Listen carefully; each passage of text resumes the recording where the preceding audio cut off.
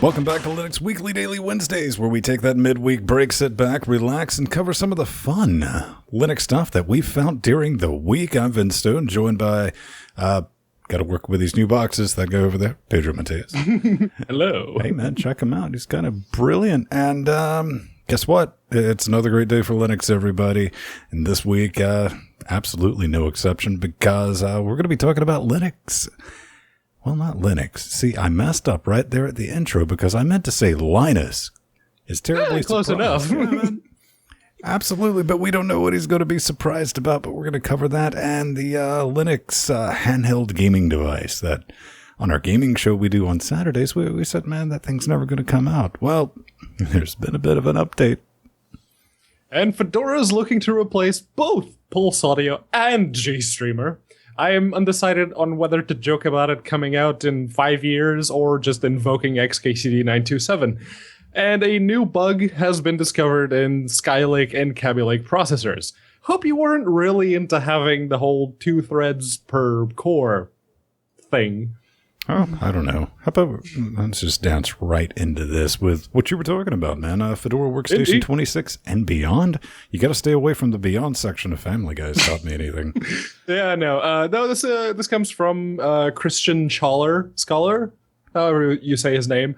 It's the Fedora Workstation 26, sort of a little bit of a preview of what will happen and what they're doing, and some things that they're working on behind the scenes. And at a point, they say a big part of the motivation for this is that we want to make Fedora Workstation the best place to create content. You know, given Fedora's continued issues with software licenses, this will probably never be a thing.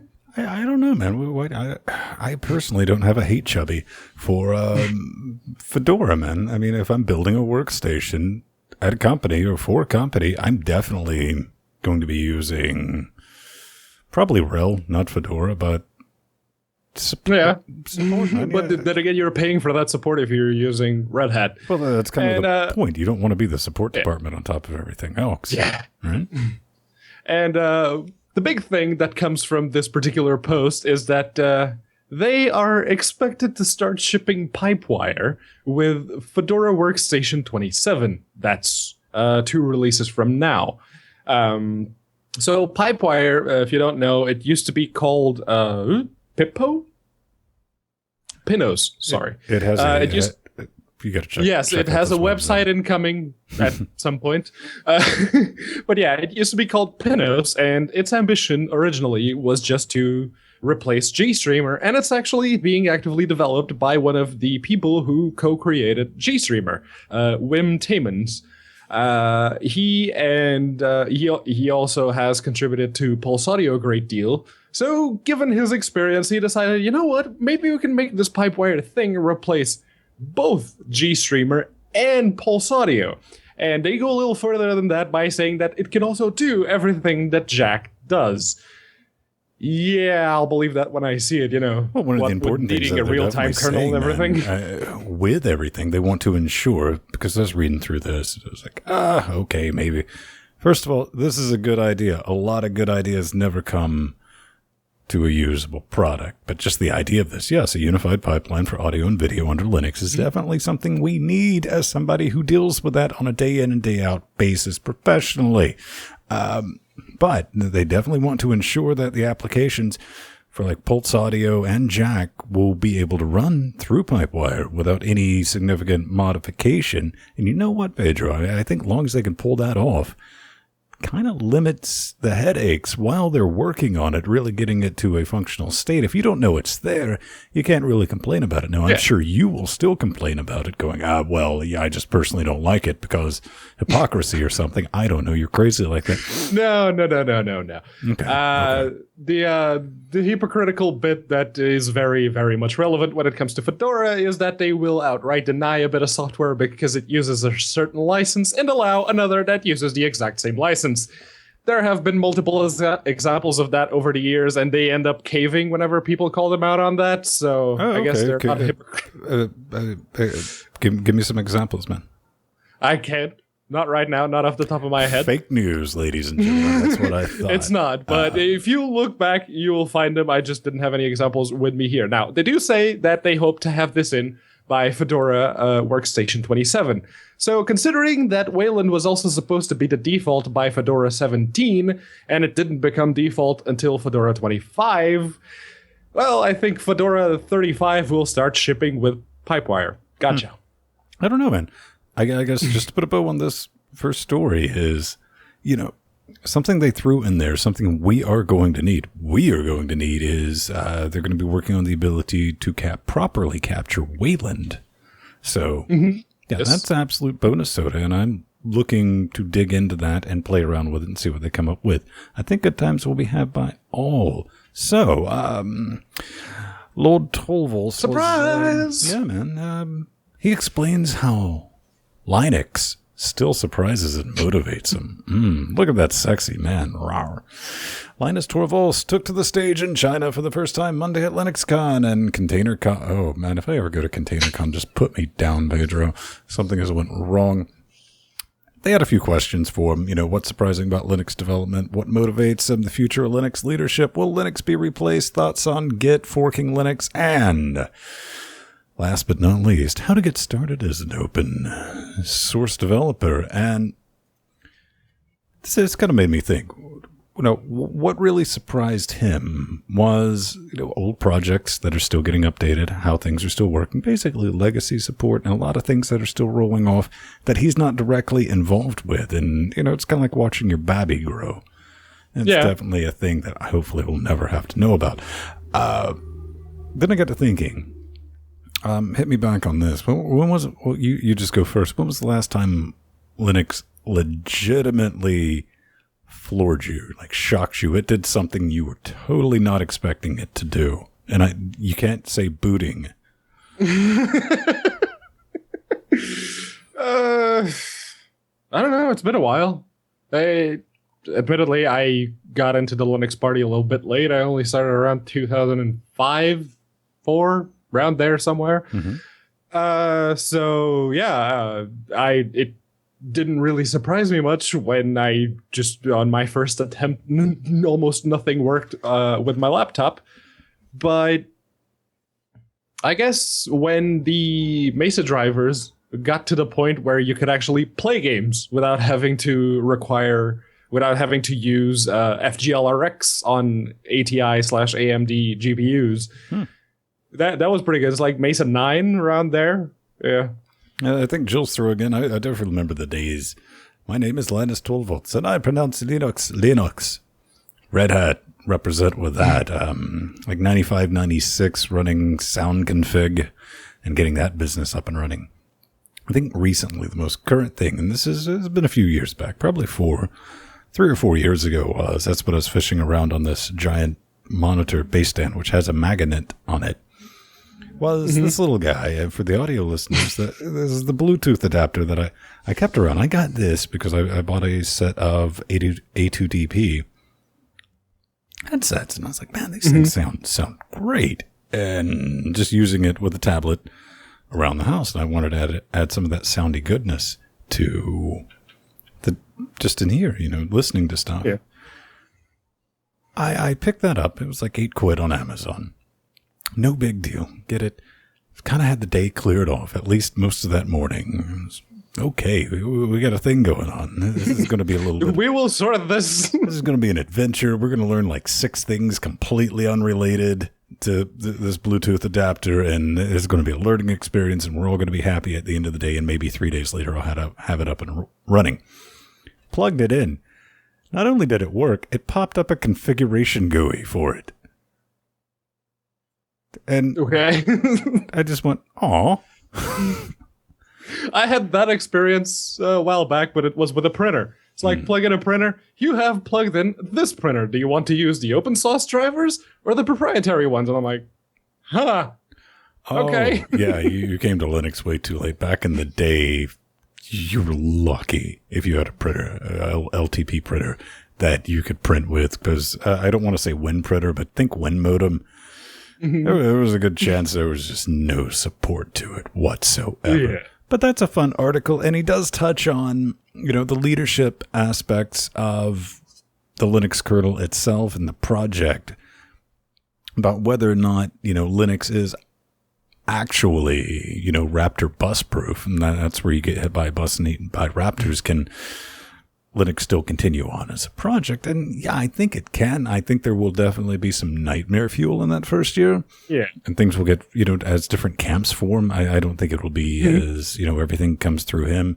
And then we'll all have the grieving period from missing out on his fantastic replies and mailing lists. Yes. Speaking of which, he had a bit of those this week, according to the register. People were discussing, if you remember, there were a bit of news last week about where you could have a memory block collide with another memory block, and it would allow for some remote code execution, maybe even privilege escalation, the bad stuff that you want to avoid at all costs. And there were someone in that particular thread, there was a proposed patch, and someone in that particular thread suggested, have you checked with grsecurity? And Linus, he came back and said, don't bother with grsecurity. Their approach has always been, open quotes, we don't care if we break anything, we'll just claim it's because we're extra secure, close quotes. The thing is a joke, and they are clowns. When they started talking about people taking advantage of them, I stopped trying to be polite about their BS. Their patches are pure garbage. Linus. Yes. Say what you really mean, man. Yeah. In all honesty, it does sound like he was holding back just a bit there. G-security is definitely a thing. I mean, hey, it's been around for like 16 plus years, and yes, it's caused a few problems. I mean, I wouldn't call it complete garbage. Just, does it break things? Yeah. Does SE Linux break things? Yes. At least SE Linux gives you the option to run in permissive mode. It warns you about things that it would break if it was running in restrictive mode. I mean, it's easy to make everything work with SE Linux. You disable it. I don't know. Don't disable SE Linux, kids. If you think that something might be crashing because of SE Linux, change it to permissive mode. Just run. It's a simple command. Just Google it. It's easy enough. And just look it up.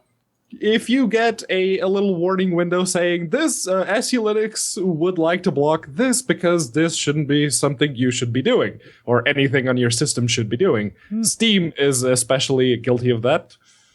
I mean, it's definitely a thing, but this is 412's rolling around though, isn't it? So the final RC. They are getting with the RCs. Hopefully the final one will be this week. But that's another thing that Linus said. As usual, he reserves the right to just drag things out if he ends up feeling uncomfortable about things for any reason, including just random gut feelings. So we'll see. Yeah, Netflix, and you have content right here. We need a new Netflix city. Just new developers and just put them all in a house like Big Brother style. Yep. It'll be brilliant. Big ratings, huge. All right, so this is perhaps the big bit of news this week. You may have seen it across all of the Linux-related subreddits. There is a significant bug with Intel Skylake and Kaby Lake processors. It involves hyperthreading. We don't know exactly to what extent, because it's either a hardware thing or something that's built into the firmware on the processor. And the only way that you can work around it in Debian, now there is a Intel-microcode package that you can install, which updates the microcode on your system to work around this issue. If you don't have that, or if your distro doesn't support it currently, well, there's only one thing that you can do to avoid this bug, which is to go into your system's BIOS, UEFI, what have you, disable hyperthreading. I'm not kidding. Hey, man. You will have to cut your thread count in half. Why not? We've already disabled SE Linux, so... Yeah. Yeah, man, this came out and was brought to the attention of the Debian project. The defect, listen, this doesn't just affect the Linux.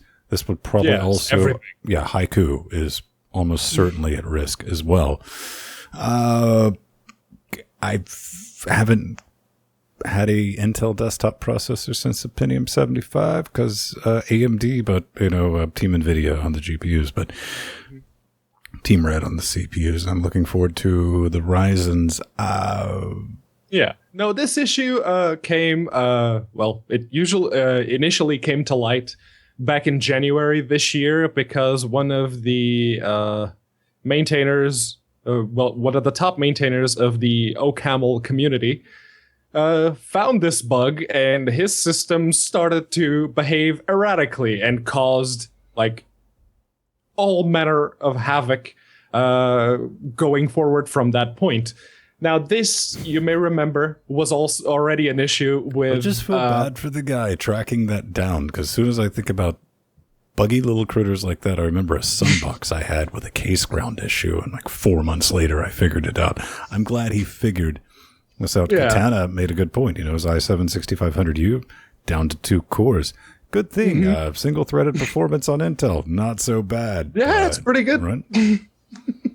But if you have Skylake or Kaby Lake, if you have a Skylake processor, just pray you don't run into that old math bug which will just brick your processor. It's just a very small paperweight at that point. Now you have to worry about Kaby Lake and Skylake again, all over again. Ultimately, on your desktop, here's the thing. Panic, don't panic. If nothing has just went bizarro land on you, leave it and just wait. It'll get sorted. But if you've been pulling out your hair organs, okay, there's your clue. But you're probably still not going to disable it anyway because it's going to be a chuggy desktop experience for almost anyone. Up next, our favorite little the thing. Steam Boy. Steam Boy. Wait, we can't call it that. Why? Because Steam said no. Okay, let's call it something else. Let's change the name. Now it's currently called the Smach Z. Handheld gaming PC hits another big snag. Rombo.io, formerly known as ClickArm, realized that this thing was never going to ship and didn't want their name attached to it.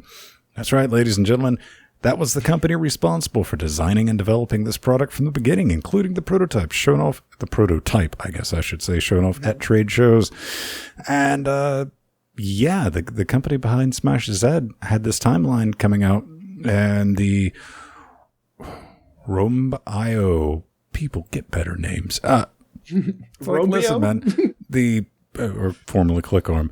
They're like the AMD, the RX 421 board, this thing won't even be out to the end of 2017. And you guys are saying this thing's coming out in April. Or what have you been smoking? Give us some. They did that. And the guts of this critter are not going to be out in time. And the Smach team's like, we don't see what the problem is. People gave us money. And how many times didn't the 2 failed Kickstarters? This was after this company's had multiple One Kickstarter failed and one Indiegogo failed, and then they got through their second Kickstarter. Yeah. Now, ladies and gentlemen, boys and girls, you're wondering, what is this? This was supposed to be our portable Linux handheld savior that we talked about years ago. And, years ago. It was 2-3 years ago. It was called the Steam Boy back then. The Steam Boy. And it had Steam controllers, poorly rendered. It was supposed to have the areolas from the Steam controller. They got rid of that. That was junk. Poorly rendered 3D artist interpretation of what it was going to look like. Then on another thing, they're like, look, it's completely working. And they just had an LCD screen flipped over with the wires flying out, and that's all you saw of it. You're like, right. And the prototype they had at the trade shows was actually running an Intel Atom SoC. Running Windows, because... running Windows, yes. The selling point of this is it's going to run on Linux with an APU, and you can play all of your Linux games. It's like, I pulled the spoon out of my mouth after eating my cereal. I was like, I don't going to work. That was just one of the issues. Right, but that was the main issue. I was like, that does not have enough juice. If that thing could play Portal, which you can play Portal on a calculator at a reasonable 720p. See, right. And no. Wasn't going to happen. I'm not going to say this is going to end of it. Maybe we'll get another crowdfunding campaign, or we'll go into this a bit more in depth on the Saturday show. I definitely think. Yeah. But not gloating, because I kind of wanted this to come out and be a thing. That's my favorite thing. I like being proven wrong on stuff. And I'm like, yeah. I do like the idea of this. I really do like the idea of having an x86 gaming mobile portable thing that you can take around with you. Mostly because I would probably do my worst to hack the thing and just run a desktop operating system on it. But you have to carry around your Tesla Powerwall on a dolly behind you. As it drains that business. Okay, we have one more little bit of news before we close out here. It's a competition. Yeah. As he furiously scrolls back up to the top, LibreOffice Design Team competition for LibreOffice mascot. Yeah, man. The task is simple. Design a new identifier for LibreOffice community. Provide a name, description to understand your idea. Okay, there's no restrictions on this. True mascot or just a symbol like Java's Duke, which is the FE triangle looking guy that I used to look at when I was building class files, jar files from class. The design should be completely new, even if based on some initial artwork. I'm thinking LibreOffice. It screams to me, Pedro, clowns on fire. Clowns. If you scroll all the way down to the end of the article, they actually have a couple of proposals. The first one, I like the first one, except for the wings. It's like a decided lack of clown wings. I'm not. Yes, it's a bit of a hummingbird. I don't like the. Why would you Canadian want that, beaver there? No offense, Diddy. What that doesn't scream out office productivity to me. That means call an exterminator. But I like the first. I just don't like the wings. And if you look down in the comments, someone didn't read the article and just posted an Imgur link there. And I like his suggestion. His suggestion is actually pretty nice. It also follows on from the hummingbird design, and it works. That very much works. I like that. That could very well be the icon. But yes, if you do decide to compete and you end up in the first 3 spots, number 1 gets a Slimbook Katana with an Intel i5 processor. That's a laptop. The second place gets a Nextcloud box with a Raspberry Pi 3. Pretty good. And the third place gets a Nitro Key Pro 3. If you don't know what a Nitro Key is, I didn't either. It's a service or a bit of software that you download, and you can load everything from emails, documents, sensitive stuff, and put it on a flash drive and have it securely locked with your Nitro Key license. So I guess that's something. Fun game. We don't. I'm no help. Everything. Every mascot logo I design is either a lawn chair or a Voltron formed out of a curious powdery substance from space. So that's definitely a thing. Hop in that. Put in some entries, man. The more the merrier. I mean, just do it for fun if you want. I think that would be a good time. But that's going to do it for our news segment because we're coming up on time. We do need to thank a couple of people who have been supporting not just this show. Nay, we do so many shows. We do this. We do the Saturday show. We have 2 live screams. Basically, live screams. And 2 more things on top of that, a Portal 2 and a Laugh for Brad series. But hey, man, we want to thank our latest patrons. We currently have how many patrons do we have? 110. 110. 110 Patreons kicking us 190 wet stinky cashes a week. Woohoo! 190. That only puts us 10 quid away from our next goal. What? Yes, which is forcing Jordan to play his all-time favorite game, which now works with the Vulcans because Crow Team finally brought Sirius Sam 3 BFE to the Vulcans. I personally want to thank all of our Patreons who are helping us do this, keeping this ad-free, letting us do the live shows. And if you've been thinking about becoming a Patreon, come check it out. You get stuff. We have 210 patron-only things going on there. You get your own custom RSS feed, all that business for a show that a lot of people haven't even heard. It's our pre-super shows. And then you get some Doctor Who commentary tracks that J-Baby and I do. We actually kind of like the last one. Spoiler on that. But we'd really like to hit that Serious Sam thing. It helps with the funding of this business. Plus, it's going to be 16-player Mayhem Linux Fest for well over a month when we hit that. Anyone who wants to join us. Yeah. All patrons. And you're going to get access to our Discord. That's where the rest of us high-functioning sociopaths, we like to hang out the other 6 days of the week. It's brilliant, but we do need, we have Casey joined us. Up their pledge, and Chuck FCK. I see what you tried to do there, Chuck. But that's not going to happen.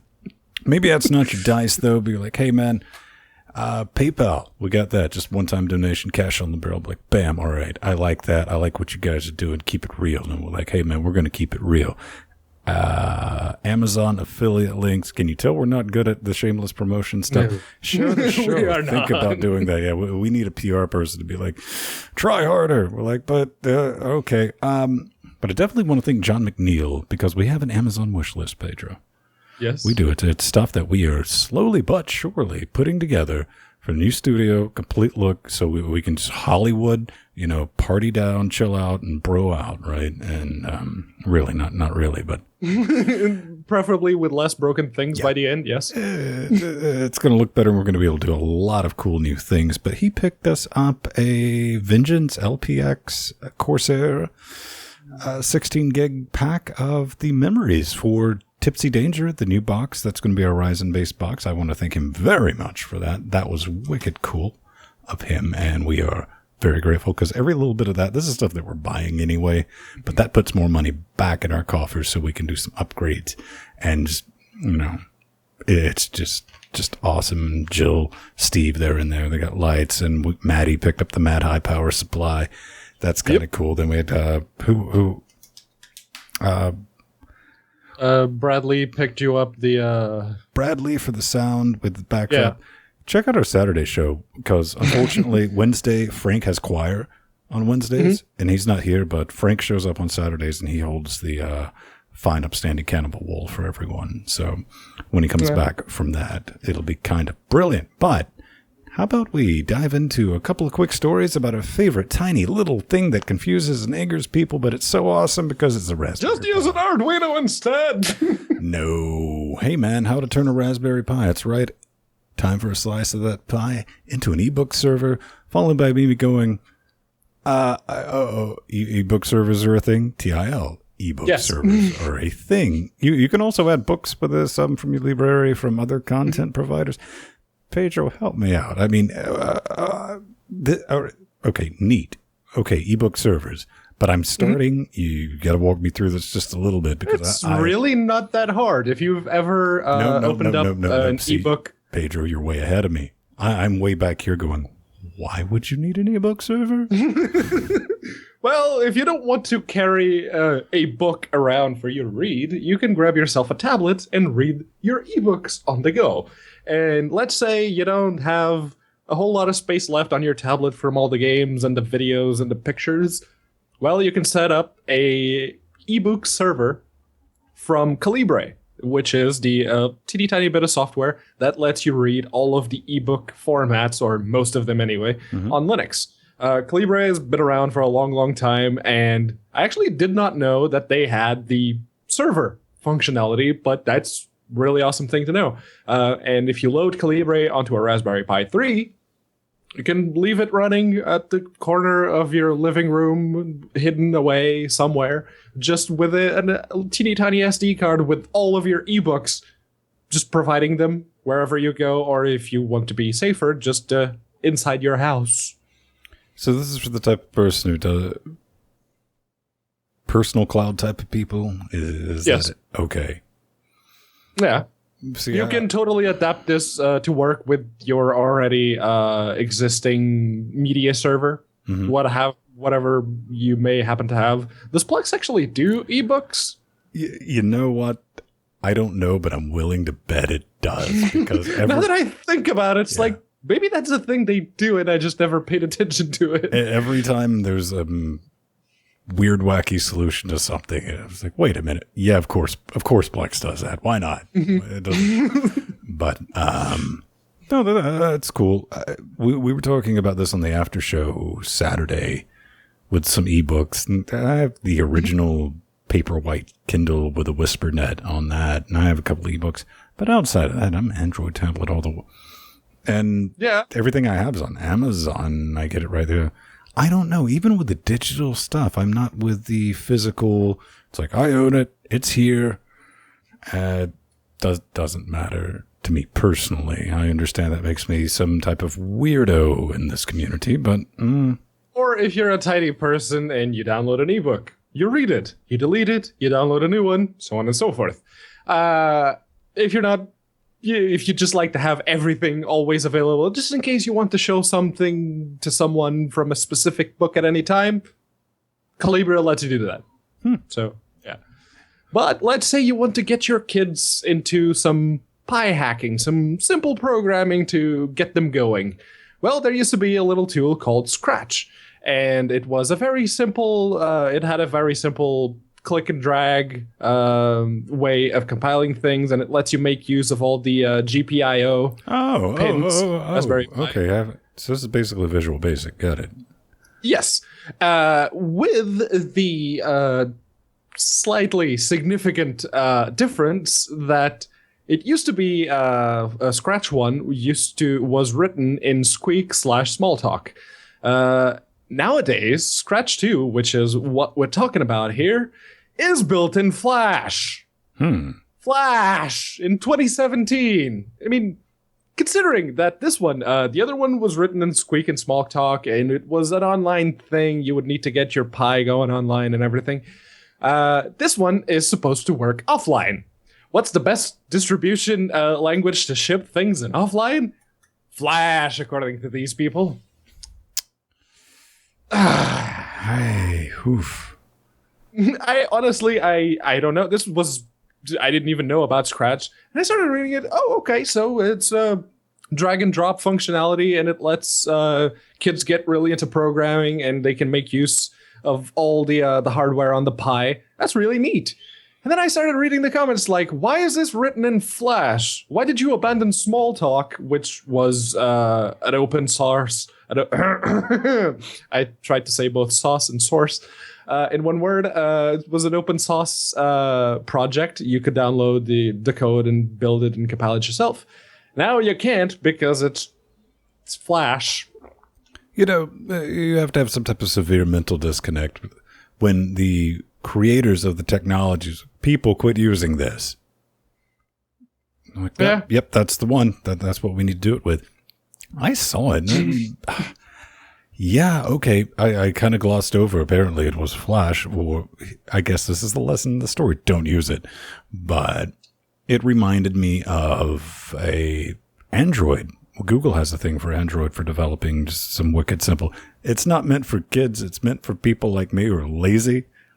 It's like, I need a timer to do a thing, and I need to make my own little Android app, and I want to do it in 5 minutes. You can do it in 5 minutes. I forget what it's called. You can find it. You know what? Google it. You'll probably find it. Okay. Well, send us some alternatives. Some better ideas so we can tell all the lovely people out there what to put on. Because every time I see something like this, my immediate thought is, you know, being an ancient person is, where was this when I was a kid? We had Turtle.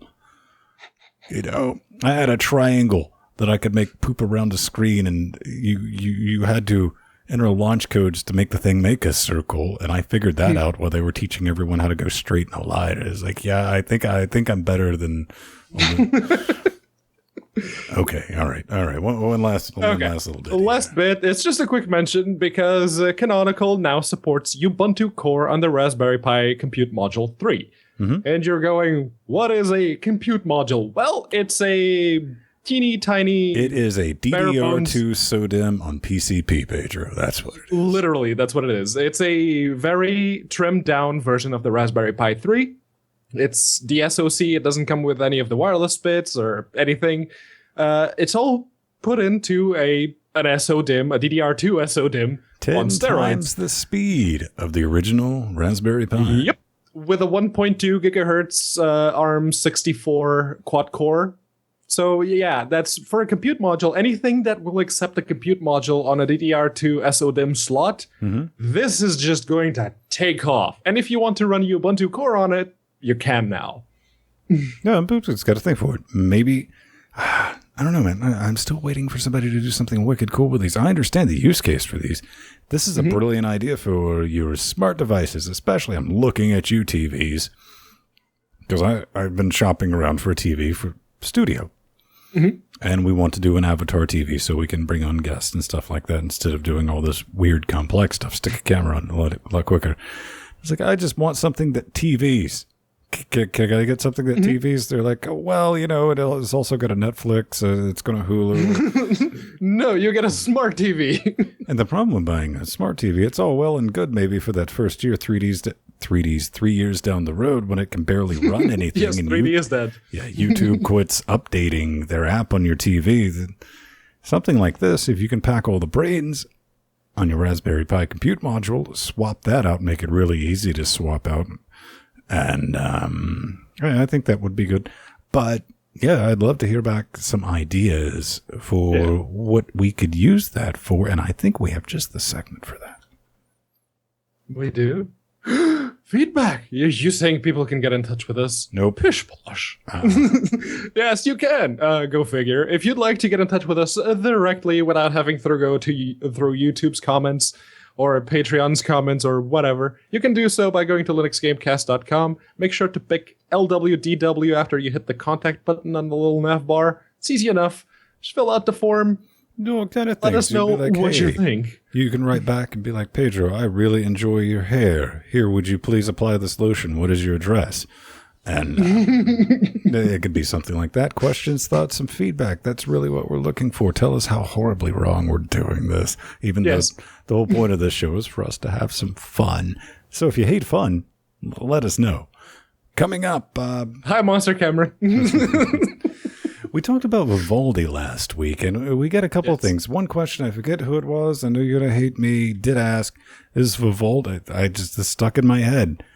Wait a minute, is Vivaldi an Electron app? And I was like, that would be glorious if somebody made a web browser using Electron, which is Chromium. As a browser, which Chromium already is. It's a very convoluted way to go around things, but yes, sure. Yeah. No, Vivaldi's not that. But, okay, then again, I guess the argument could be made because it is using Chromium. Yeah, it is using the Blink engine. So, could be. It's a good enough web browser. It's a good alternative. Go explore it and check it out. But George writes in, he's like, hi. He says, I'm curious. What do you guys, as to why you guys favor Vivaldi? I see the fancy UI, the features. But how can you trust proprietary application with your information ? Much the same applies to most used browser, grammar son, in the world, Chrome, but that I can understand since there are lots and lots of ignorant people on the web. First rule of calling other people, I don't even think it was directed at us. It was just ignorant people on the web. First rule of that is grammar club. Make sure you cross your T's and you dot your lowercase j's, son, before you call anyone ignorant. No, my favorite thing is like, information, web browsers, open source. What, you only play open source games? Mm-hmm. Do you not use Steam? Do you not give GOG your information in order to be able to download? Shut up, Pedro. I drew an imaginary line in the sand at video games, so I'm not a hypocrite. So that's different. Also, are you running a completely deblobbed kernel as though you were running Triskel? I'm going to guess not. Wait a minute. Because if you're using an AMD GPU, you need those blobs in the kernel. Mm-hmm. Are you running an open source CPU? Yeah. Have you deblobbed the microcode in your CPU? I'm gonna guess not. So it's Wait, could you have a completely? Yeah, they do make completely open source laptops. I guess, maybe I should call up Stallman, because Stallman's got it, and I respect the hell out of that man. I know he's insane. I also respect him for that on a different show. But He talks this talk, and he walks the talk. But I'll give you... He walks... Here's the whole thing, man. Just a little bit of friendly winding up aside, and that's all that was. I've already sold my souls to the Googs. It's like, they're not trying to trick me. They're like, you give us information, we're going to make the products that we have do wicked cool stuff for you, but you got to give us that information. Done. I made that trade. I don't mind companies that do stuff like that when they're out front. This is what we're doing. When there's a value to be had in return as well. Well, it's that and no sneaky sneak to it. It's like, no, we are selling your stuff. Just deal with it. And it's the whole thing is if you're not paying for the service, you are the product. And I think one of the biggest evil things, not evil, I don't like, nothing's inherently evil. A shark's not evil. Facebook. Yeah. Facebook's dark, man, with the stuff they do. You want something that will mess with your Android device? Install the Facebook app. I'm not kidding. Just run Wireshark alongside it and see what it does. No, Vivaldi for me, it's what that video you're seeing right now. It's coming through Vivaldi. That's all I use it for. I know Ven uses it to show the show notes as we're doing the show. That's it. On my end, I don't use any of the proprietary features. All I'm using is the Blink engine to do some WebRTC. Yeah, well, that's the whole thing. Plus, Vivaldi's, it's built on Chromium, so that's open source technology. All they've done is thrown a skin pack and added some features to it. And it's building a browser in CSS. Right. Is Vivaldi closed source? Honestly, I don't know. Live, ladies and gentlemen. Let's find out. Let's see. Vivaldi open source. Vivaldi browser source code. Dude, your entire point just got invalidated, George. Okay. All right. And on that bombshell, ladies and gentlemen, boys and girls, that's going to do it for this week's Linux Weekly Daily Wednesdays. That show with a perfectly cromulent name. It's brilliant. Don't let Jordan come up with show titles anymore, Vin. Okay, other than we won't do that. But if you want to get in touch with me, I'm at Vinstone on Twitter, plus Vinstone, G+. It's definitely a thing. And Pedro, tell the beautiful people where they can find you. You can find me at unaccounted for. That's the bit that's written right here. On Twitter or plus Pedro Mateos on Google+. It's probably Google+ is the best place. That's where I'm usually at and checking regularly anyway. All right. We'll see you next week, people. Yep. Cheers. Bye. And credits. You see, this is what I love about ShotRun. This is what I love about open source. The second he's like, well, the source is available. What about the license? No, Strider literally said, it's like, let's see. Yeah, he said licensed proprietary software. No, he said, yes, it's closed source. And then I'm guessing you saw the source show up on screen. Licensed proprietary freeware.